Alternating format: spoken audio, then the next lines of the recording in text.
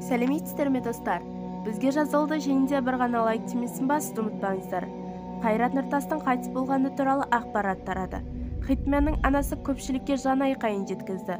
Тиктокте әлдебіреулер Қайрат Нұртастың өлімі жөніндегі ақпарат таратқан. Видео авторы Қайраттың суреттерінен ролик жасап, тіпті оның қайтыс болған күнін жазып қойған. Мұны көрген хитменнің анасы көпшілікке жан айқайын жеткізді. Менің баламын өлімін тілеп, кімнің осылай жарнамалап таратуын қолы барды екен. Басыңа келсін деп тілеймін. Тек Алла сана берсін. Мейлі анасының баласы дей берсін. Мейлі тағы да баласын қорғаштады десін.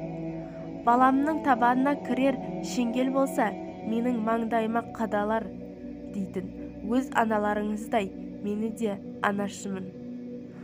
Сырттан ауыр сөз айтылса, ең бірінші менің жүрегіме қадалары анық, деді Қайрат Нұртастың анасы. Бізді тамашалауды жалғастырыңыз.